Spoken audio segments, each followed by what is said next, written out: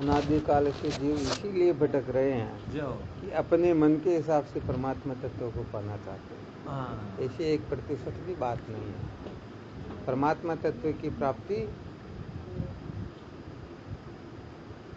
केवल और केवल मात्र श्रुति सम्मत सिद्धांत से ही होती है। इसके अलावा कोटि कोटि उपाय अनादिकाल से जीव करते आ रहे, करते रहेंगे। कभी भी स्वप्न में भी शांति मिलने वाली है ही नहीं। हाँ, ये समझना होता, वरना ऐसे काम चलने वाला नहीं है।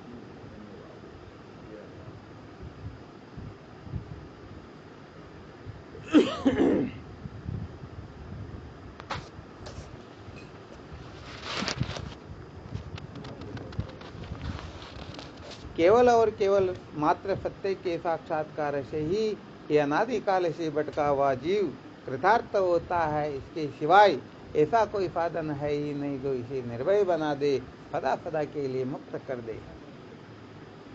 तो देखो यहाँ पर विशेष बात बताई गई है, सत्य का साक्षात्कार। हाँ, यहाँ पर यह हो सकता है सत्य के साक्षात्कार के लिए जिन जिन साधनों की आवश्यकता होती है उनको महत्व दिए बिना, उनको धारण किए बिना सत्य के साक्षात्कार की योग्यता प्रकट नहीं होती है। परंतु सत्य के साक्षात्कार बिना यदि हम केवल उन साधनों में अटके रह जाते हैं तो कभी भी सत्य का साक्षात्कार नहीं होता है। दृष्टांत के रूप में समझ सकते हैं, जैसे कशी कुदाले के बिना अनाज उत्पन्न नहीं किया जा सकता है, बेलन चकलोटे के बिना रोटी बनाई नहीं जा सकती है। परंतु बताओ, भूख रोटी से बुझेगी या बेलन चकलोटे से? कशी कुदाले से बुझेगी या रोटी से बुझेगी? तो वास्तविक बात तो यह है, सत्य का साक्षात्कार ये जीवन का सार होता है। अरे भाई बोलो मत रे, कोई आगे लो, धीरे बोलो थोड़ा भाई। तो जीवन के अंतर्गत केवल और केवल मात्र सत्य के साक्षात्कार को ही महत्व देना चाहिए। तो सत्य के साक्षात्कार को महत्व देता है, समझो उनके जीवन में समस्त साधन अनायास ही प्रकट होने लगते हैं। और जो सत्य के साक्षात्कार को महत्व नहीं देते हैं, उनके सारे के सारे साधन मनोरंजन मात्र हो जाते हैं, दिखावटी हो जाया करते हैं। जैसे जहाँ पर समुद्र होता है वहाँ चारों ओर से नदियां दौड़ दौड़ करके उसमें मिलती हैं। ऐसे ही जिनमें ब्रह्म जिज्ञासा जागृत होती है अथवा सत्य के साक्षात्कार को अपने जीवन का जो लक्ष्य बना लेता है, उनमें समस्त साधन फलित होने लगते हैं। देखो, वैसे विचार करके देखा जाए तो हमारे संत शास्त्रों का ऐसा कथन है, इस संसार में प्राय 4 प्रकार के व्यक्ति पाए जाते हैं। कितने प्रकार के? 4 प्रकार। सबसे पहले नंबर पर वर्णन किया जाता है पामर पुरुषों का। किनका किया जाता है? पामर पुरुषों। दूसरे नंबर पर जो होते हैं उनको विषयी पुरुष कहते हैं। तीसरे नंबर पर जो होते हैं उनको जिज्ञासु कहते हैं। और चौथे नंबर पर जो है उनको ज्ञानी कहते हैं। अर्थात पामर, विषयी, जिज्ञासु और ज्ञानी संसार के समस्त प्राणी जो है इन 4 में से किसी न किसी एक प्रकार के लक्षणों से युक्त वाही इस संसार में भ्रमण करता है। तो थोड़ा इनका स्पष्टीकरण कर देते हैं। अपने को देख लेना चाहिए, मैं किस कक्षा के अंतर्गत हूँ। वास्तव में देखा जाए तो ज्ञानी पुरुष ही मुक्त होता है, बाकी सब बंधे हुए होते हैं। आ गया समझ में? तो ऐसी चिंता नहीं करनी है कि मैं इस कक्षा का हूँ, अभी ज्ञानी नहीं हूँ। अरे, चिंता करने की आवश्यकता नहीं है। यदि हम पुरुषार्थ करेंगे तो निश्चित रूप से, हाँ, ये इतना कठिन काम नहीं है जैसा हम संसार में सुनते हैं। ऐसे देखा जाए तो संसार में अधिकतर डराया जाता है। अरे, परमात्मा प्राप्ति भगवान कृष्ण 6 अध्याय के 29वें श्लोक में कहते हैं, सुखेन ब्रह्म संस्पर्शम अत्यंतम सुखमश्नुते। परमात्मा की प्राप्ति से सरल काम कोई और है ही नहीं। ऐसा नहीं कि इसमें कल्प कल्पांतर लग जाएंगे, ऐसा वैसा करेंगे, ऐसा वैसा होगा तब परमात्मा की प्राप्ति होगी। ऐसा बातें कहने की होती हैं। सचमुच में जिनमें योग्यता नहीं होती है वो कल्प कल्पांतर तक भटकते रहते हैं, और जिनमें योग्यता होती है वो एक क्षण मात्र में परमात्मा तत्व को प्राप्त कर लेते हैं।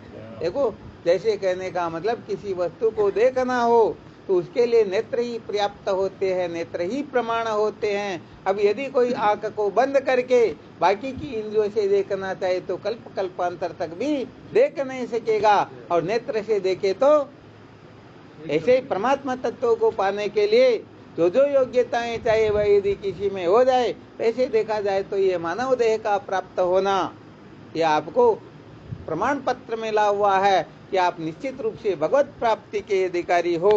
अर्थात समझना चाहिए ये मानव देह वह सांचा है जिसमें परमात्मा ठीक ठीक समा जाते हैं। इसलिए ये मानव देह केवल और केवल मात्र इसको नर नारायण देह कहते हैं ना। तो परमात्मा तत्व को प्राप्त करना ये अपना जन्म सिद्ध अधिकार है, और ऐसे तत्ववेता महात्माओं का सानिध्य हो जाए, उनकी कृपा हो जाए तो एक क्षण तो बहुत बड़ा होता है। वशिष्ठ जी महाराज भगवान राम को कहते हैं, हे राम, फूल को मसलने में समय लगता है, परमात्मा को पाने में समय लगता ही। अरे परमात्मा कभी अप्राप्त हुए ही नहीं, अपना आत्मा ही परमात्मा है, वह नित्य प्राप्त है। हम इस रहस्य को जानते नहीं है, इसलिए कस्तूरी कुंडल वैसे मृग ढूंढे वन माए, ऐसे प्रभु गट गट वैसे मूर्ख समझे नाय। तो ना समझ लोग इसको समझते ही। तो कहने का मतलब पामर पुरुष जो होता है अच्छी तरह से केवल इतना ही समझ लेना, शास्त्र विरुद्ध जितनी भी चेष्टाएं हैं उन चेष्टाओं को करने वाला कोई क्यों न हो, चाहे छोटे से छोटा या बड़े से बड़े पद प्रतिष्ठा को प्राप्त किया हुआ क्यों न हो, शास्त्र निषिद्ध कर्मों को करने वाला पामर पुरुष कहलाता है, और शास्त्र विहित कर्मों को करने वाला विषयी पुरुष कहलाता है। ध्यान देना अच्छी तरह से। अर्थात जो अधर्म को ही महत्व देता है, अधर्म के अनुसार ही जीवन जीता है, अधर्म को ही 24 घंटे अपने जीवन में फलितार्थ आदि करता रहता है, उसको कहते हैं पामर पुरुष। और शास्त्रों की मर्यादा में रह करके शास्त्रों के अनुसार जो जीवन जीता उसको कहते हैं विषयी पुरुष। अर्थात पामर पुरुष का मतलब होता है जो पापात्मा हो, और विषयी पुरुष कहते हैं जो विषय पुरुष के अंतर्गत भक्त कोटि के जितने भी हैं ये सारे के सारे विषय पुरुष हो जाते हैं। अर्थात भगवत दर्शन की योग्यता प्राप्त करने वाले समस्त साधक विषय पुरुष कहलाते हैं। और जो विहित और निषिद्ध दोनों का त्याग करने वाले, अर्थात न तो निषिद्ध में आग्रह है न विहित में आग्रह है, बल्कि जो परमात्मा तत्व को जानना चाहते हैं उसको कहते हैं जिज्ञासु, और जिन्होंने परमात्मा को ठीक ठीक तरह जान लिया उनको कहते हैं ज्ञानी। तो कुल मिलाकर के शास्त्रकार ये संकेत करते हैं, कम से कम यदि अपना जीवन शास्त्र विरुद्ध चेष्टा क्रिया आदि, हाँ या नाचार आदि कर्मों में रतिमती गति स्थिति रखते हैं तो कम से कम यहाँ से ऊपर उठने की चेष्टा करनी चाहिए। क्योंकि यमराज नचिकेता को ब्रह्म विद्या का उपदेश करते हुए कहते हैं, नावीरितो दुष्कृता ना शांतो ना समाहित ना शांत मानसो वापी प्रज्ञानेन माप्नुयात। तो पाप कर्मों से विरक्त नहीं हुआ है, जो इंद्रियों की चंचलता से अशांत है, जिसका मन शांत नहीं है, जो समाहित नहीं है, वह केवल और केवल मात्र प्रज्ञा के बल पर आत्मा तत्व को प्राप्त नहीं कर सकता है। तो जीवन में सबसे पहले अधर्म का निकलना अत्यंत आवश्यक है। जिनके जीवन में अधर्म है तो समझ लेना चाहिए तो किसी भी काम का है ही। हाँ, कहने का मतलब है तो नीच नराधम ही है, वास्तव में उनकी मानव में गिनती ही नहीं है। इसलिए जीवन में सबसे पहले पामरता का त्याग कर देना चाहिए, और पामरता का त्याग करने के लिए ही विषय पुरुषों का कथन किया गया। अर्थात अधर्म का त्याग करने के लिए धर्म का सहारा लेना होता है, धर्म का सहारा लेकर के हम अधर्म का त्याग कर सकते हैं। यदि अधर्म को कोई छोड़ना चाहे और धर्म का सहारा न ले तो चाहे कोटि कोटि उपाय क्यों न कर ले, फिर भी अधर्म से मुक्त नहीं हो सकता। हाँ, ये सिद्धांत है, ये रहस्य है, इसको समझे बिना सचमुच में कोई आगे की कक्षाओं में प्रवेश नहीं कर सकता है। इसलिए सर्वप्रथम हमें विषय पुरुष बनना होता है। विषय पुरुष उसको कहते हैं जो स्वप्न में भी शास्त्र से विरुद्ध चेष्टा नहीं करता। करना सोचना उनके लिए सारा का सारा निषेध होता है। तो पामरता का त्याग करने के लिए क्या करना होता है? हाँ, अपने को विषय पुरुष बनना। हाँ, इनको थोड़ी देर रहने दो, बाद में देखना। बैठ दो।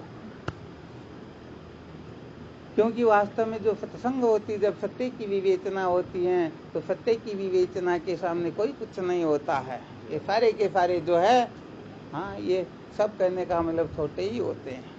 जैसे सूर्य उदय होने के पश्चात बड़ी से बड़ी लाइटों का भी कोई औचित्य नहीं होता है। हाँ, बिल्कुल ठीक है कि यदि सूर्य उदय नहीं हुआ तो उसके लिए ये छोटा सा दीपक भी बड़ा काम का होता है, परंतु सूर्य उदय होने के पश्चात इनका सत्व महत्व नहीं होता है। इसीलिए कहने का मतलब सबसे बड़ा जो तीर्थ होता है, ये सत्संग ही तो होती है। सत्संग से श्रेष्ठ और कोई वस्तु होती ही नहीं। तो कुल मिलाकर के पामरता का त्याग करने के लिए विषयता का अध्यारोप किया गया है। और विषय पुरुष जब समस्त साधन भजन करके भी देख लेता है कि सचमुच में सच्ची शांति नहीं मिली, क्योंकि सत्य के साक्षात्कार बिना कभी भी दुखों का अंत होता ही नहीं, ये सिद्धांत है। तो कहने का मतलब सब कुछ क्यों न कर लिया जाए, फिर भी कहने का मतलब दुखों से छुटकारा मिलता नहीं, दुखों की निवृत्ति होती ही नहीं। इसलिए वेद विहित समस्त क्रिया चेष्टाओं का अवलंबन लेने के पश्चात भी देखो, यदि कोई कुछ न कुछ करता है तो कुछ न कुछ करने के कारण कर्तापना से मुक्त नहीं हो सकता है। यदि कोई कुछ न कुछ भोगता है तो भोगने के चक्कर में पड़ा हुआ है, तो भोक्तापन के चक्कर से मुक्त नहीं होगा। यदि कोई कुछ न कुछ छोड़ता है तो प्रचिंता से मुक्त नहीं हो सकता है। हमारे शास्त्रों में कर्तृत्व, भोक्तृत्व, प्रचिन्नत्व, संसारित्व, इसी का नाम जीव भाव बताया गया है। हाँ, इसीलिए कहने का मतलब ब्रह्म विद्या का बड़ा महात्म्य होता है। सच बात कहें तो वास्तविक बात तो यह है कि यदि किसी को ब्रह्मलोक तक के भोगों से भी वैराग्य हो जाए, परंतु उसे तत्व ज्ञान नहीं हो, तो वह जन्म मरण के बंधन से मुक्त नहीं हो सकता। और यदि किसी को इतना वैराग्य नहीं, परंतु तत्ववेता महात्माओं की कृपा से किसी को अद्वितीय आत्मा ब्रह्म ये रहस्य समझ में आ जाए, तो समस्त बंधनों से मुक्त होकर के सदा सदा के लिए कृतार्थ हो जाता है। तो समझ लेना चाहिए, ज्ञान से श्रेष्ठ कोई वस्तु होती ही नहीं। हाँ, ये ठीक है, जब तक तत्व जिज्ञासा जागृत नहीं होती है, जब तक तत्ववेता महात्माओं का सानिध्य प्राप्त नहीं होता है, तब तक आप जो कुछ भी साधन भजन कर रहे हो, हमारे सनातन धर्म के अंतर्गत सच्ची बात कहे तो मूर्ति पूजा का विरोध होता ही नहीं। ये तो वास्तव में जो मूर्ख लोग होते हैं, नासमझ होते हैं, नास्तिक लोग होते हैं, वही इनका विरोध करते हैं। अरे यदि मूर्ति पूजा का विरोध कर दोगे तो जो मूर्ति आपको सत्य का साक्षात्कार करने वाली है, अवान्तर रूप से आप कभी कर नहीं सकोगे। हाँ, इसलिए कहने का मतलब भगवान शंकराचार्य जी महाराज अलकनंदा नदी में जिस जगह पर अंगुली डुबोने मात्र से बर्फ बन जाती, ऐसी जगह पर 108 बार डुबकी लगाते हैं और बद्री नारायण की मूर्ति को निकाल कर प्रतिष्ठित करते हैं। तो वेदांत के अंतर्गत कहीं पर निंदा है ही नहीं। परंतु क्या होता है कि अधूरे वेदांती जो होते हैं ना, 2-4 बातें सुन करके पता नहीं अंट संट कुछ का कुछ बकने लग जाते हैं।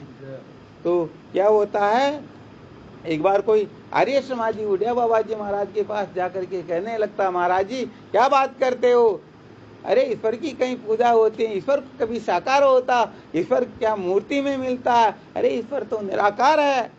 तो उड़िया बाबा जी महाराज तो पकड़ते, वो तो जीवन मुक्त महात्मा थे, उन्होंने कहा अरे ईश्वर निराकार है तो साकार क्या तेरा बाप है क्या? अरे वास्तव में देखा जाए तो सब कुछ वही है, उससे भिन्न कुछ वस्तु है ही। तो देखो, अपनी जो कक्षा होती है, अधर्म का त्याग करने के लिए धर्म की आवश्यकता होती है, वासना का त्याग करने के लिए उपासना की आवश्यकता होती है, विक्षेप के त्याग के लिए योग की आवश्यकता होती है, विवेक विवेक से दूर होता है, परंतु अज्ञान की निवृत्ति ज्ञान से ही होती है। और जब तक अज्ञान की निवृत्ति नहीं होगी तब तक हाँ करते रहो। कहने का मतलब वो नदी के किनारे को ये घूम रहा था, सोच रहा था क्या करूं क्या ना करूं। इतने में कोई 10-5 लोगों को आते हुए देख करके पहुंचने लगता, अरे भाई तुम कहाँ जाते हो? उन्होंने कहा भाई हम तो पर तीर जाते हैं। अरे भाई पर तीर क्या है, इस तरफ क्या है? अरे भाई इस तरफ दुख ही दुख है, हम वहां जाकर के सुखी हो जाएंगे। तो कहा भाई मैं भी तो सुखी होना चाहता हूँ, चल हमारे साथ। अब उनके साथ में हो जाता है, उधर निकल करके थोड़ा चलता कि उधर 10-20 व्यक्तियों को आता देख करके पहुंच बैठता, अरे भाई आप कहाँ जाते हो? उधर तो दुख ही दुख है। उन्होंने कहा भाई हम तो पर तीर जाते हैं। अरे भाई पर तीर तो मेरे को भी जाना, पर तीर जाने से दुखों की निवृत्ति होती है। तो कहा भाई चल हमारे साथ। अब वो बेचारा सुबह से शाम तक भटकाता ही रहा, इधर से उधर तो क्या होता है, ये जीव जब मृत्यु लोक में जन्म लेता है तो समझता है कि परतिर स्वर्ग है, और स्वर्ग की प्राप्ति के लिए, ब्रह्मलोक की प्राप्ति के लिए पता नहीं क्या क्या करता रहता है, और वहां जाकर के समझता है कि नहीं, क्योंकि वहां नवीन कर्म करने का अधिकार होता नहीं, किए हुए कर्मों का फल ही भोगने का अधिकार होता है। तो वहां पर जाकर के समझता है कि ये परतिर मृत्यु लोक है, मृत्यु लोक में आकर के स्वर्ग लोक है। वो बेचारा अनादिकाल से ऐसे ही, जैसे डॉलर का इंदा कभी ऊपर कभी नीचे होता है, ऐसे वो भटकता ही।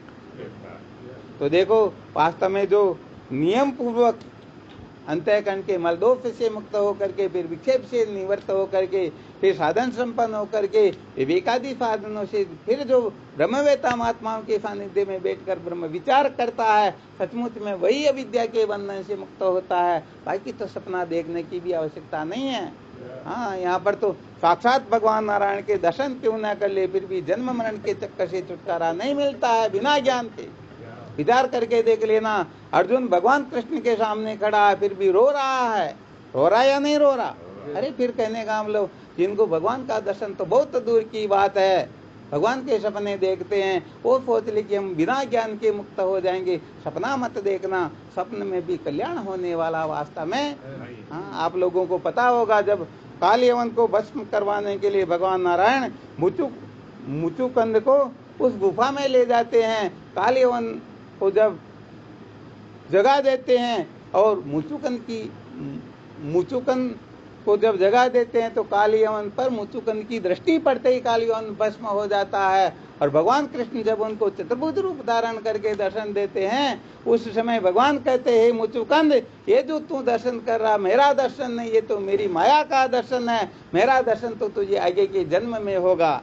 तो वास्तव में नाम रूप का दर्शन होना ये कोई बड़ी बात नहीं होती है, ये तो माया का दर्शन होता है। जब तक अस्थि भांति प्रिय रूप से परमात्मा दर्शन नहीं होता, तब तक कोई कृतार्थ हो ही।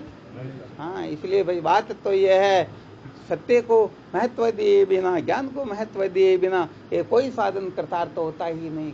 कल्पांतर तक सब कुछ करते रहो, फिर भी सब गुड़ गोबर हो जाएगा यदि ज्ञान को महत्व नहीं देंगे तो।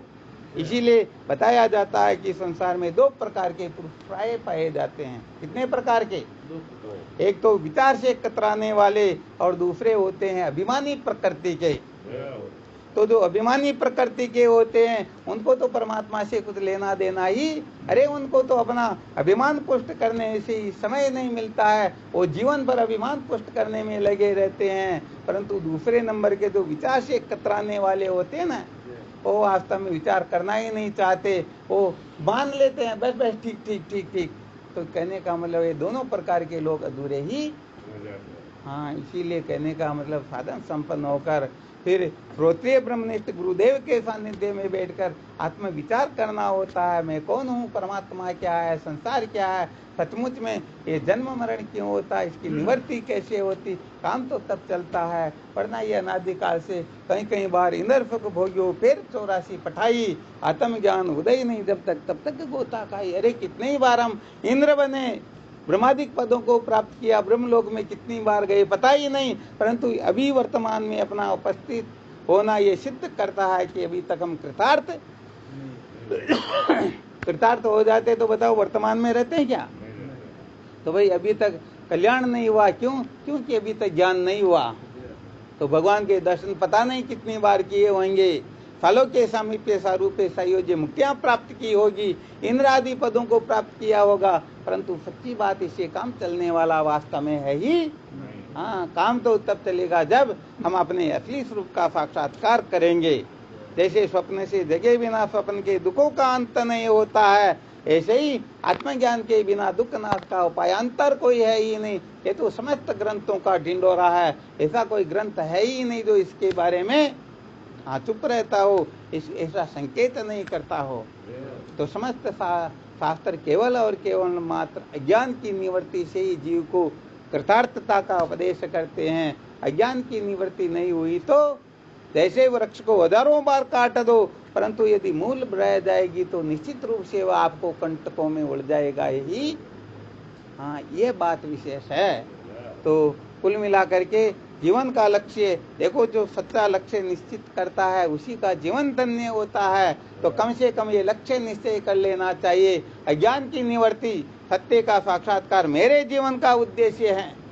ये बाकी जितने भी कुछ भी सत्य नहीं होता, अपना आत्मा ही सत्य है। निराकार साकार रूप धरी आयो कहीं के बारा, सपने में वे मिट गयो रियो सार को सारा।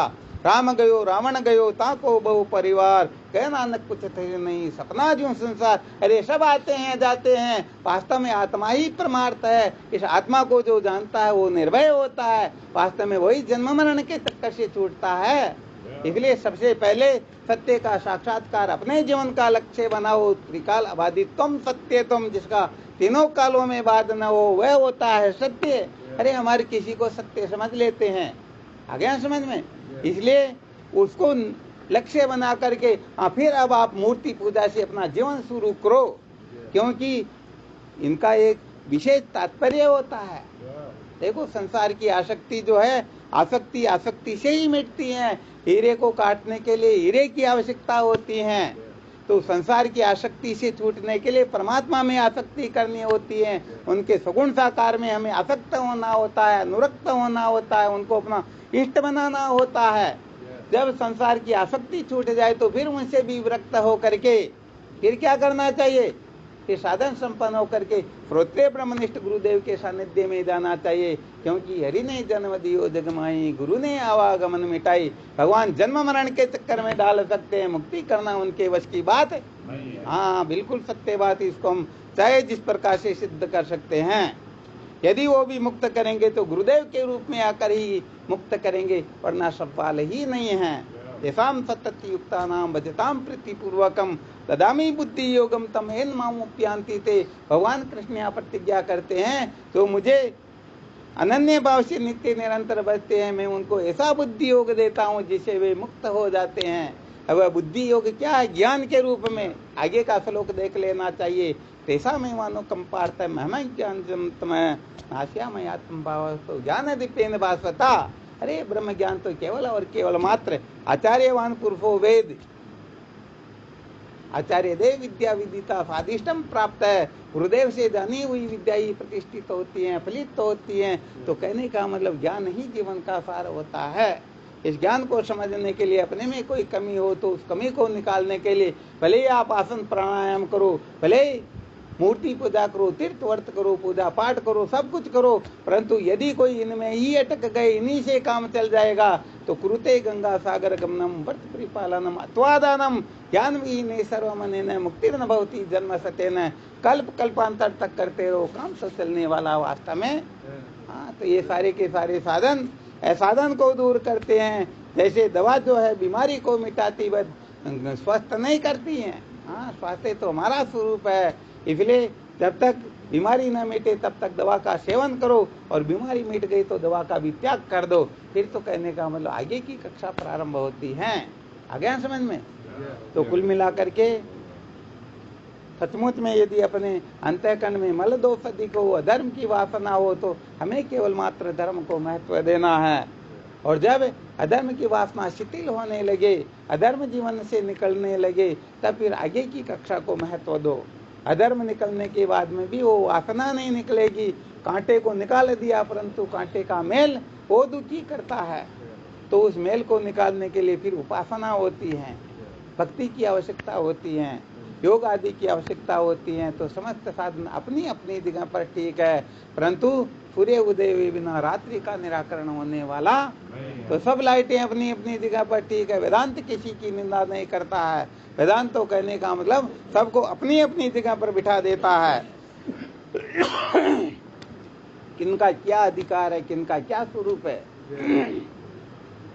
जैसे 5वीं पढ़ने वाला बच्चा 6वीं पढ़ने वाले की परीक्षा नहीं ले सकता, उनको समझा नहीं सकता है, परंतु 6वीं पढ़ने वाला बच्चा प्रत्येक कक्षा के विद्यार्थी को कैसे किसको क्या करना वो सारा समझा सकता है। तो एक ब्रह्मवेता महात्मा ही समस्त शास्त्रों की एक रूपता का, इनकी संगति लगा करके इनकी वास्तविकता का वर्णन कर सकते हैं। बाकी तो सच्ची बात कल्पना करते हैं, और कल्पना से कभी कल्याण नहीं होता है। तो भगवान कृष्ण गीता, अरे गीता तो प्रस्थान त्रय में मुख्य ग्रंथ है। तो कहने का मतलब भगवान कृष्ण गीता में जैसा उपदेश करते हैं उस प्रकार से जीवन बने तब काम चलने वाला है। पढ़ना तो सच्ची बात है। ये मौज मस्ती मनोरंजन तो अनादिकाल से चलते आ रहे हैं। इसलिए जो अपने जीवन का सच्चा लक्ष्य निश्चय करता है वह सचमुच में अंतर्मुख होता है, उसे बहिर्मुख होने की कोई आवश्यकता ही, अरे कौन क्या कर रहा है, किसको लेकर के दिमाग खराब करना। जो उनके रास्ते में रोड़ा होता है उसको निकालने की कोशिश करता है। तो ये वेदांत का मार्ग, ब्रह्म विद्या का मार्ग, अंतर्मुक्ता का मार्ग होता, बहिर्मुक्ता का मार्ग है ही। नाम रूप का कथन करना यही बहिर्मुक्ता है, और अस्थि भांति प्रिय का विचार करना यही अंतर्मुक्ता है। 5 शरीर में से किसी भी शरीर का चिंतन करो, इसे ही बहिर्मुक्ता कहते हैं। देखो क्या होता है, एक बार वृंदावन में रास लीला हो रही थी, तो रास लीला देखते समय 2-3 दिन तक देखती रही कोई स्त्री थी। चौथे दिन उन्होंने जाकर के उड़िया बाबा जी महाराज से शिकायत की, स्वामी जी फलाना जो व्यक्ति है उसकी नियत ठीक नहीं है। तो उड़िया बाबा जी महाराज ने कहा, भाई क्यों, क्या बात हुई? तो वो फलाना जो व्यक्ति है वो, कहने का मतलब रास लीला तो नहीं देखता हुआ, तो मेरी ओर ही देखता रहता है। तो उड़िया बाबा जी महाराज ने कहा, बेटे तेरे को कैसे पता चला कि वो तेरी ओर ही देखता है? तो महाराज जी जब भी मैं उसकी ओर देखती हूँ वह मेरी ओर ही देखता रहता है। उड़िया बाबा जी महाराज ने कहा, तू उसकी ओर देखना बंद कर दे। आ गया समझ में? अरे तुलसी क्या समझ आई, स्वान पूछ संसार, उड़े नमा की अंग की ढके मूल द्वार। तो कहने का मतलब ये ब्रह्म विद्या का मार्ग, वेदांत का मार्ग, अंतर्मुक्ता का मार्ग है। अंतर्मुख जो हो जाते हैं फिर उनको बाहर के किसी कचरे की आवश्यकता होती ही। हाँ, सच्ची बात तो ये होती है। सत्य कहें तो इस संसार के अंतर्गत सचमुच में सत्य का उपदेश करने वाले बहुत कम होते हैं, भगवान बनने वाले बहुत होते हैं। कौन ज्यादा होते हैं?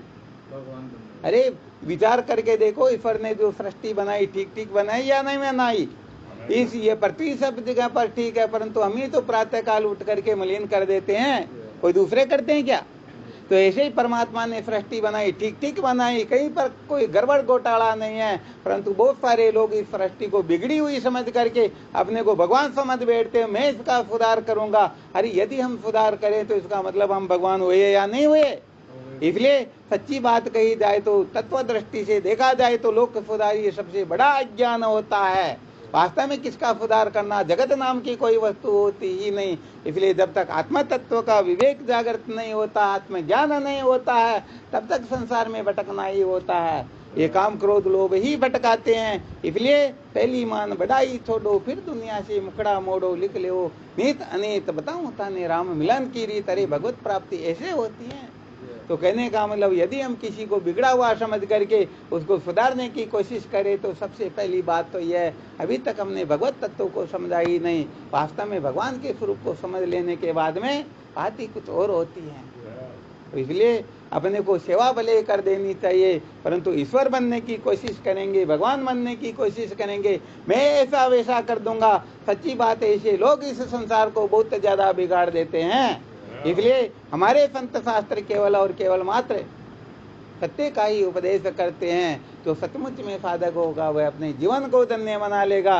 बाकी बंधु लोग तो इस संसार में भटक ही रहे हैं, अनादिकाल से भटकते आए हैं और भटकते ही रहेंगे। वो भगवान कहते हैं ना, रामकृष्ण जैसे अवतार हुए, फिर भी ये संसार तो कुत्ते की पूंछ के समान ही है। बड़े बड़े अवतार हुए, महापुरुष हुए, जिनके सामने अपनी तो कोई गिनती ही नहीं है।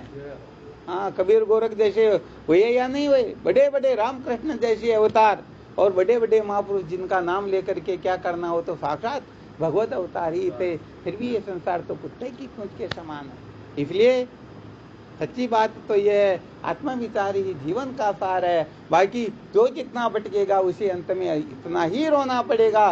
बृहदारण्यक उपनिषद का मंत्र ये डंके की चोट से संकेत करता है, प्रियम रोतस्यसि, जिसको तुम प्रिय समझोगे वही तुम्हारे को रुलाएगा। हाँ, तो वास्तव में ये आत्मकथा जो है, ये आत्मकथा ही सदा सदा के लिए निर्भय बनाती हैं और समस्त संसार को बाधित करने में यदि कि कोई समर्थ वस्तु है तो वह है ये ब्रह्म विचार। ब्रह्म विचार जागृत होते ही जगत नाम की कोई वस्तु नहीं होती। सर्व खलविदम ब्रह्म, ईशावास्यम इदम सर्वम यत् किंच जगत्याम जगत तेन तेन भुंजता महागर्दशेष विधनम। अरे जिनको बोध हो गया उनकी दृष्टि में सब ईश्वर ही ईश्वर है, उनकी दृष्टि में स्वर्ग नरक में भेद नहीं होता है, उनकी दृष्टि में कोई पापी पुण्यात्मा नहीं होता। अरे पाप पुण्य एक हो जाते हैं, बंधन मोक्ष एक हो जाते हैं, वहाँ पर राम रावण एक हो जाते हैं, वहाँ पर चिट्टी और ब्रह्मा में कोई भेद नहीं होता है। इसीलिए कहते हैं अभेद दर्शनम ज्ञानम। ये बाकी भेद दर्शन तो द्वितीय द्वे भयम भवति अन्यो ऐसा वन्यो अहमस्मृति नैसे वेद यथा पशुरेव से देवानाम। तो भगवान को अन्य जानता, खुद को अन्य समझता हुआ है तो पशु कहलाता, पशु के समान कुछ भी नहीं जानता। इसलिए भाई बात तो यह है, सत्य को महत्व दो, इसी में जीवन की सार्थकता है। तो ये सारा संसार झूठा है, उमा कौ में अनुभव अपना, सतरी भजन जगत सब सपना। भगवान का भजन करो और इस संसार के कचरे में न पड़ करके आत्मचिंतन करो, ये जीवन का सार है। यदि हम इसका त्याग करके कहीं कुछ गड़बड़ करेंगे तो सच्ची बात है ये सारा काम और बिगड़ जाएगा। किसी को हरिद्वार जाना हो ना, पैदल यात्रा कर रहा हो तो उसे रात्रि विश्राम करना अत्यंत आवश्यक है। एक दिन में वो नहीं जा सकता है, परंतु किसी धर्मशाला में रुके और वहाँ रुक करके हजारों अक्ल होशियारी लगाए, अरे जूते यहाँ कैसे खोल दिए, तेरे कपड़े को यहाँ कैसे लगा रखा, अरे इस तरफ मुंह क्यों करके बैठा हुआ, खड़ा खड़ा क्यों खा रहा पी रहा, ऐसे क्यों कर रहा, वैसे क्यों कर रहा, तो वह सुबह हरिद्वार नहीं जाएगा, वह जेल में जाएगा। क्योंकि लड़ाई झगड़ा करेगा तो क्या होगा। अरे आजकल तो महाराज क्या करे, खुदा बैठे हुए अच्छे अच्छे, कहते हैं ना सीख माँ को दीजिए जहाँ को सीख सुखाए सुहाय, सीख मंदिर को देवता गर्भ यहाँ का जाए। यहाँ पामर पुरुषों की गिनती थोड़ी है। हाँ, सचमुच में जो सुनने वाले होते बड़े दुर्लभ होते हैं। ऐसे पुरुषों पर महापुरुष कृपा करे तो सुनना सुनाना दोनों सार्थक हो जाता, वरना गड़बड़ घोटाला हो जाता। इसलिए अपने को तो रात्रि धर्मशाला में निवास करना है। कौन क्या कर रहा है इसको लेकर दिमाग खराब नहीं करना है। अपना अपना सुधार यदि कोई करे तो समस्त विश्व साक्षात स्वर्ग हो जाए, ये ब्रह्मलोक हो जाए, परंतु अपना अपना यहाँ कोई कुछ नहीं करता। सत्य बात कहे तो इस संसार के अंतर्गत प्राणी मात्र जो है अपने को छोड़ करके पूरे संसार को धर्मात्मा देखना चाहता है, ईमानदार देखना चाहता। वह समझता है कि मैं भले नीच से नीच काम करूं, चोरी अन्याय करूं, धोखा दूं, ऐसा वैसा करूं, परंतु बाकी सारे के सारे लोग भगवान के भक्त हो जाए, ईमानदार हो जाए, समझदार हो जाए। हो रहा या नहीं हो रहा? हाँ, पहले के समय में ऐसा नहीं होता था। पहले के समय में खुद को महान बनाना होता, कौन क्या कर रहा, दिमाग खराब करने की आवश्यकता। तो इस समय बोलबाला ऐसा हो गया, सचमुच में अपना कल्याण नहीं चाहते हैं, केवल लोगों को सुधारने के चक्कर में लगे रहते हैं। इसलिए न तो लोग समझ पाते न सुधर पाते, और अपन तो ऐसे के ऐसे ही। तो ये काम क्रोध लोभ अपने को भटकाता रहता है। ये वासना आसक्ति लोभ भय आदि जो है ये अपने को इधर उधर करते रहते हैं। इसीलिए कहा गया है सब कचरे से मुक्त होकर के वास्तव में भगवान का जो परम भजन है उस परम भजन को ही महत्व देना चाहिए। ये होती है सार बात। तो जो भगवान के भजन को महत्व देंगे, क्योंकि सच्ची बात है भक्ति बिना ब्रह्म ज्ञान कदापि न जायते। ये शास्त्रों का कथन है कि भक्ति के बिना कभी ज्ञान नहीं होता है, क्योंकि भक्ति माँ हो तभी तो पुत्र होंगे। परंतु ये भी ध्यान रखना, यदि कोई माँ तो है परंतु उनके बेटे नहीं हुए तो वह बंध्या कहलाती हैं, और बंध्या स्त्री संसार में सब जगह पर अपमानित होती हैं। होती या नहीं होती? हाँ, जो कहने का मतलब जिस स्त्री के बच्चे हैं उस स्त्री का सब जगह पर आदर होता है, और जिसके संतान नहीं हुई वह सभी अरे भाई उसकी शक्ल देख ली, क्या करे। संसार के भोले जीव समझते तो है नहीं, फिर भी करते या नहीं करते हैं। तो भक्ति चाहे जीवन में कितनी भी करते रहो, यदि ज्ञान और वैराग्य नहीं उत्पन्न हुआ तो भक्ति कृतार्थ नहीं हुई, और यदि ज्ञान वैराग्य उत्पन्न हो गया तो समझो भक्ति सार्थक हो गई। आ गया समझ में? हाँ, तो भक्ति से यदि काम चल जाता तो फिर ज्ञान वैराग्य रूपी पुत्रों को उत्पन्न करने की जरूरत नहीं थी। इसीलिए ज्ञान ही सर्वश्रेष्ठ है, ज्ञान से श्रेष्ठ और कोई वस्तु होती ही। हाँ, तो यहाँ पर भक्ति जो होती है वो अभेद रूपा होती है, क्योंकि वेदवादी तो कभी भक्त होते ही। जैसे विचार करके देखो, अरे भाई फला परिवार विभक्त हो गया, ऐसा कहते या नहीं कहते? विभक्त होने का मतलब क्या? अरे भाई उनके चूल्हा अलग, उनके अलग, अलग अलग हो गए कहने का मतलब। तो वह जो विभक्त हुए उससे पहले क्या थे? भक्त थे या नहीं थे? तो बताओ, एक होकर के रहने का नाम भक्त है या अलग अलग होकर रहने का नाम भक्त है? एक होकर रहना। आ गया समझ में? तो जो परमात्मा से एक होकर के रहेगा वही परमात्मा का सच्चा भक्त होगा, और जो भेदवादी होगा वह भी भक्त ही। तो कुल मिलाकर के अपने को सनातन संस्कृति के अनुसार, सनातन धर्म के अनुसार, हमारे संत शास्त्रों के अनुसार जो भगवान नारायण का जो कथन है उनसे 1% भी विरुद्ध नहीं चलना है। भगवान गीता में जैसा जैसा उपदेश करते हैं बस उसी प्रकार से अपने को बनाना है। अकल होशियारी बिल्कुल नहीं लगानी है। अकल होशियारी लगाएंगे तो भटकते आए हैं, भटक भी रहे हैं और भटकते ही रहेंगे। तो भगवान कृष्ण की गीता से 1% भी विरुद्ध नहीं जाना, ऐसा जो निश्चय कर लेगा समझो निश्चित रूप से जीवन को धन्य बना लेगा। बोलो सच्चिदानंद गुरुदेव की। एक निवेदन है बात। हाँ बिल्कुल बोलो। आजकल परंपरा चल रही है नई पढ़ी लिखी जनरेशन में जो आज्ञा स्वर्ग सिधार जाए, ठीक है 12 दिन में बंद कर दिया लोग वाग और बाध्य और करे दुजन थे भी करो आप कुरीति है भैया कहे, और तीसरा दिन पे उठा उठो और बेगा कोई पूरा क्रियाक्रम भी नहीं करे, तो वेद में कहीं यही कोड ले। देखो वैसे देखा जाए तो स्वामी जी ने जो उपदेश किया ना बहुत अच्छा सार गर्भित रहस्य बता दिया। ये ना समझ लोग क्या होते हैं, ऐसे नास्तिकता फैलाते हैं कि मूर्ति क्या होती मंदिर की, ये सब मूर्खों की बातें होती हैं। देखो थोड़ा संकेत कर देते हैं, लोग समझते नहीं इस रहस्य को। एक व्यक्ति गया किसी महात्मा के पास में जाकर के कहने लगता, महाराज जी क्या बात करते हो, मैं भी कम ज्ञानी नहीं हूँ, मैं भी ज्ञानी हूँ। महात्मा ने कहा भाई तेरे को क्या ज्ञान हुआ बोल। अब वह कहने लगता स्वर्ग नहीं है, बहुत अच्छी बात, और नरक भी नहीं है, बंधन नहीं है, मुक्ति नहीं है, ईश्वर भी नहीं है, धर्म कर्म भी नहीं है, बहुत सारी बातें बताई, ये भी नहीं, ये भी नहीं, ये भी नहीं। तो फिर अंत में महाराज जी ने पूछा तो फिर क्या है? बस कुछ नहीं, जब तक जीवन है तब तक खाओ पियो ऐसा आराम करो, मरने के बाद कुछ भी होने वाला नहीं है। तो महात्मा ने कहा रे बेवकूफ बंधु, ये तो चार्वाक मत हुआ, ये वेदांत सिद्धांत कहाँ पर हुआ? आ गया समझ में? इसलिए ये बड़े लोगों की बात होती है। वैसे देखा जाए तो धर्म कर्म का जो रहस्य है पूर्व मीमांसा के अनुसार ही समझना होता है। भगवान शंकराचार्य जी महाराज भी यदि व्यवहार करेंगे वो भी भट्ट मत के अनुसार करेंगे। इसलिए धर्म शास्त्रों के अनुसार वेद के कर्म भाग में 80,000 मंत्रों में जो जो उपदेश किया गया है, 16,000 मंत्र उपासना के इन 96,000 मंत्रों में जो जो उपदेश किया गया है उसके अनुसार ही अपने को अपना जीवन जीना होगा। तब ही उनके हृदय में तत्व की जिज्ञासा जागृत होगी, विवेक वैराग्य प्रकट होगा, वरना स्वप्न में भी होने वाला है नहीं।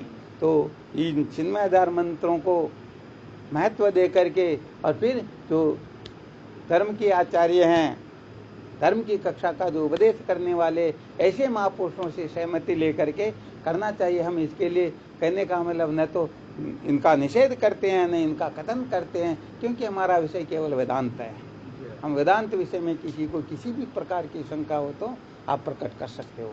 तो हम कहने का मतलब ऐसा नहीं कहते कि ये मत करो या करना ही चाहिए, क्योंकि यहाँ पर तो तुलसी नफा पिछानी भला बुरा क्या काम, प्रेत से अनुमति मिले अनुमति से श्री राम। अरे अपने को अपना भला सोचना है, अंतःकरण को शुद्ध करना है, वासनाओं से मुक्त होना है। किसी को हाथ जोड़ने से वासना मिट रही तो कौन सी बड़ी दिक्कत हो गई?